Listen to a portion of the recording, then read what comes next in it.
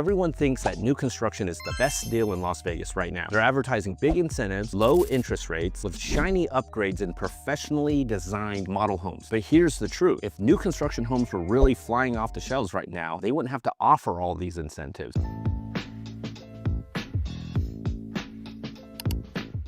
Welcome back to Invest with Jim, where you'll find real estate insights that no one else is sharing. I'm Jim. I'm a real estate agent and investor here in Las Vegas. And if you're considering buying a new construction home, this is a must-watch before you sign anything. Let's start with the biggest one. The base price that you see online or on that sign they have out there. Almost no one ever gets to buy the house for that number.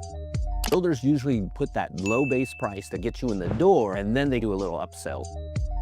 Flooring, countertops and cabinets, lighting, and even basic things like additional outlets. Don't get me wrong, a lot of builders have very good already included flooring and things like that. I can't help but feel that sometimes when I'm with my clients at the design studio, they kind of give you this feeling. It's like going to a fancy restaurant. Do you want sparkling water? You want bottled water? Or you want the crappy Lake Mead tap water? That's the included feature, basically. There are clients that I have that are very disciplined to their budget, and they're like, we're gonna take the included one. That's what's in our budget, and we're good. But some people fall for it, and they're like, I'm buying a new home. I'm just gonna go all the way. So that's when a $450,000 home quickly turns into a $500,000 home. But once you've picked a lot and put down a deposit, it is very hard for you to walk away at that point. With resale homes, what you see is what you get, and the price reflects that. You negotiate price, repairs, credits, closing costs. With builders, not so much. Builders control the contract, the pricing, and the incentives. They may offer interest rate buy downs or closing cost help, but they rarely move on price. And the reason being for that is they want to keep their comps for their future sales high, right? So if they start cutting your price, it's going to be difficult for the future homes to appraise for a higher value. And that's why incentives come into play. Not to mention that these incentives usually require you as a buyer to work with their preferred or in-house lender. I mentioned that because I've done this enough where I've compared a regular mortgage broker's quote on rate to a certain buyer versus what the in-house lender will approve that buyer for. A builder's in-house lender almost always has a higher interest rate, you know, and it kind of makes sense when you think about it too, because the incentives have to be made up for somewhere. It might just be a quarter point or an eighth of point, but over 30 years, it really adds up. A lot of these new home builders, they require you to go visit the community the very first time with your agent. So if you don't go with your agent right away, they may not allow you to have representation too. And then you won't know what you can negotiate and what your options are in your favor, or maybe things are a little negotiable somewhere. For example, let's say the appraisal doesn't come in at value and they want to tell you that you have to make up the difference. I can tell you right now that recently we had an appraisal come in low and we stood firm on that. We had the builder reduce the sale price down to the appraisal value. So, you know, just value that a real estate agent can bring to you on a new construction purchase. And during strong markets, we've seen some builders actually stop paying incentives or even stop paying real estate commissions altogether. In those busy markets, they're putting buyers on a wait list, and then they release only 2 or 4 lots at a time so they can increase the price with each future release. If new construction were really flying off the shelves, they would not need to offer all these incentives. New builds do not come with a guaranteed timeline either. Permits can get delayed and materials can get backordered. Not to mention there could be labor shortages as well. A home quoted for 6 months could easily turn into 9 or 12 months. And that could matter to you if you have a rate lock that could expire, your lease is ending, or you're relocating on a deadline. Resale homes typically close within 30 days. New construction homes can stretch your plans and your budget. Builder contracts are not buyer friendly. They have a lot of outs for the builder and very little for you as the buyer. Buyers are usually often surprised by doc fees, admin fees, transfer fees, the required lender, and title and escrow company. The big one is the lot premium. I see this a lot. This is the one that has been working really well for builders. If you wanted a nice lot, maybe a corner lot, maybe a larger backyard, or even just a nicer view, you're probably going to pay a lot premium right now. The lots that don't have lot premiums are usually the not preferred ones. They're right at the entrance of the community next to the gate, or maybe it backs up to a large main road or something like that. Those are the ones without lot premiums, but anything premium or in the interior in a cul-de-sac, you're probably paying a lot premium. The lot premium costs are usually not negotiable, where with resale, everything is upfront and everything is negotiable. Not all builders are equal. Some deliver solid quality and others cut corners so they can hit volume. Buyers assume that new means perfect, but that's not always true. A lot of new home buyers often see incomplete punch lists, missed items during rush builds, and that is why you still need to get an inspection on a new construction home. And yes, you do get a warranty for your new home. However, after closing, you're probably gonna have to go in through some portal, schedule a vendor to come look at the issue, and then they're gonna give you this window of time that's like 3 3 or 4 hours that you got to sit around. And then sometimes they'll show up and they'll say, oh, we don't have the materials or the people to do the work for us. And then you got to schedule another time. So if you're working a job and this is inconvenient for you, that's what you're going to face with this warranty that the new builder is giving you as well. New homes often depreciate right after the closing. It's kind of like the new car thing. As soon as you drove it off the lot, it's not new anymore. Same with your home. You bought it brand new. The next time you sell it, it's not new anymore. You can't charge extra for that new build cost, right? So if you buy a new construction home and you end up having to sell like within 1 or 2 years, there's a good chance that you may not be in the equity position to sell without putting extra money in or losing money from your down payment. And new construction right now is coming with higher property taxes because the property value is being assessed right now where real estate prices are near the peak. If it's in a master plan, you're gonna have SIDs that are brand new with a full balance, and they may have HOAs that are reasonable at first, but as the community grows and builds and fills in more, your HOA dues could go up. Meanwhile, with resale homes, a lot of those have already absorbed that initial depreciation. They have stable HOAs. If they're within a master plan community, the SIDs and LIDs could be paid off completely or partially paid down already, and they sit in established neighborhoods and not in construction zones. I can tell you, being a real estate agent, driving through all these new construction communities, I've had some flat tires from the construction debris that's all on the road. But I don't want you to think that I don't want you to buy a new construction home. There are good reasons to buy new construction as well too. When I talk to other investors, one point that they always bring up is the limited capital expenditures. So if you buy a brand new home, chances are you're not replacing the AC, the water heater, the roof anytime soon. So that is something that does come into play as well. Also, not to mention, new construction homes are in new development areas. There are areas like if you see it as an up and coming area, for example, Summerlin West, they're building all the way up to Red Rock National Park. So the land is limited and I think it will be exclusive. So it could be a very good long-term play if you're buying new construction in an exclusive area that is limited for more land to be released in the future. New construction is not bad by any means. It just doesn't automatically mean that it's the best deal. Sometimes resale wins and sometimes new is better. The key is to knowing when and why. If you're thinking about buying in Las Vegas and you want some help comparing your options, give me a call or schedule a consultation through the link in the description. Don't forget to hit like and subscribe and share this to somebody that might find this useful. Thanks for watching and I'll see you on the next one.